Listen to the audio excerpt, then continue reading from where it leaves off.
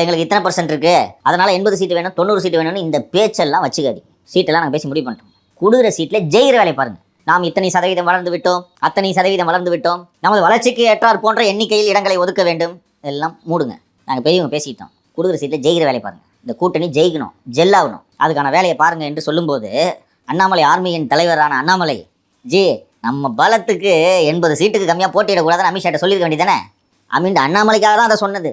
மூடிட்டு இருங்க, வேலை பாருங்கன்றது அதுக்கு மீனிங். ஜெயிக்கிற வேலையை பாருங்கள், நாங்கள் தலைவர்கள் இதெல்லாம் பார்த்துக்கிறோம், நீங்கள் போய் இந்த கிளைக்கழக நிர்வாகிகளை பார்த்து அலைன்ஸ் ஜெல் பண்ணுறதுக்கான வேலைகளை பாருங்கள் என்று சொல்லியிருக்கிறார். பிஜேபி கூட்டணி ஆட்சி, பிஜேபியோடு சேர்ந்து கூட்டணி ஆட்சி அமைக்கப் போகிறோம் என்றால் அது பிஜேபிக்கும் பின்னடைவு, அதிமுகவுக்கும் பின்னடைவு. பிஜேபிக்கு வேணால் அது ஒரு சாதகத்தை கொடுக்கலாம், அதிமுகவுக்கு அது பெரும் பின்னடைவை கொடுக்கும். தொண்டர்கள் சோர்வடைந்து விடுவார்கள். கூட்டணியே முறிக்கலாம். அப்படி ஒரு சூழ்நிலை வந்தால் கூட்டணியை முறிக்கலாம். ஆமாம். இன்னொன்று, எடப்பாடி பழனிசாமியை மாதிரி ஒரு டஃப் நெகோஷியேட்டரை நீங்கள் பார்க்க முடியாது. நான் 2021 தேர்தல் பேச்சுவார்த்தை, சீட்டு ஒதுக்கீடு பேச்சுவார்த்தை எப்படி நடந்துச்சுன்றதை நான் சொன்னேன் ஏற்கனவே.